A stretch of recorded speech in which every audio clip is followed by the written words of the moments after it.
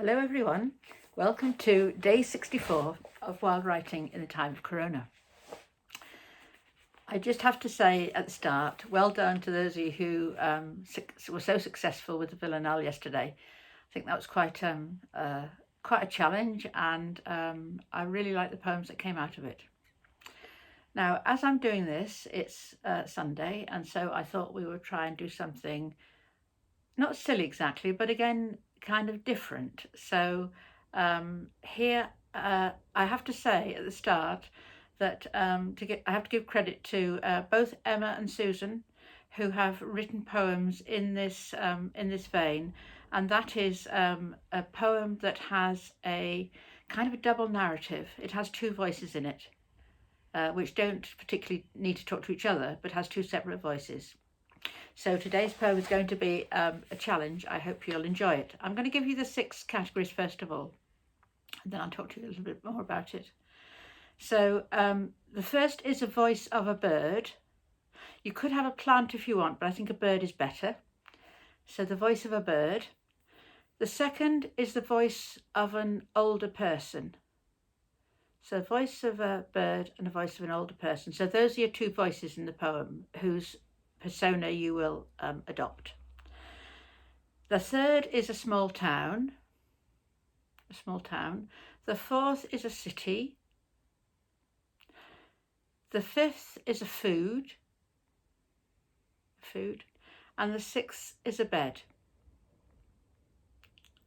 Okay, so we have the voice of a bird or a plant, and a voice of an older person, small town, a city, a food, and a bed. Now, using those, I would like you to definitely have 1 and 2 in the poem, and I would like the voices to alternate. I think that will give you quite a nice feeling of contrast. The poem doesn't need to be particularly long, but I think try and imagine if you were speaking as a bird or as a plant. You might want to do a little bit of background to this to kind of get the voice established clearly. And I hope you have fun with your initial planning and indeed with your writing.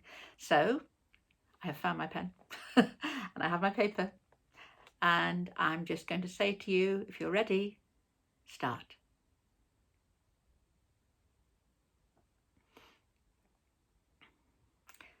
Welcome back.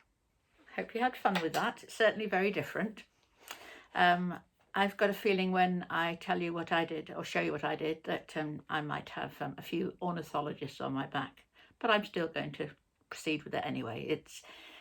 It's all it's just a kind of a wildness and a creativity that I think well, for me, every day does me a little bit of good. So here are my choices. I chose a swallow as the bird. I chose an elderly farmer, and I decided I was going to have him farming in somewhere in Africa, which is where the swallows go. A small town. Well, I decided to look up exactly where the swallows went. So the small town is somewhere called Swakopmund, which apparently is in Namibia. The city, I chose Durham because the swallows come up here. And the food was grapes, which was quite handy because my old person was a farmer, so he was a grape farmer at that point. And the bed was a nest. And I've tried to do something different in this poem, and I, in an attempt to get the voices as clear as I could. My apologies in advance to your ears. This has been a week of playing with sounds in poetry, and I think after this I might stop for a while.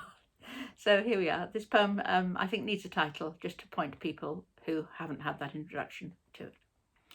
So it's called The Swallows in Namibia. 50 years I've tended these vines.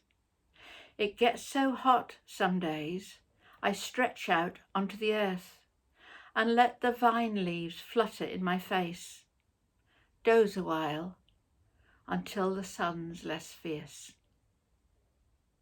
I call him, 5 times more. I. He's here. Let's go. I watch the swallows gather round the lake. It's their time to go. I know it,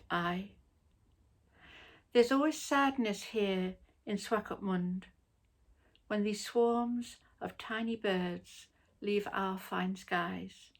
I, I, I, I, I, I.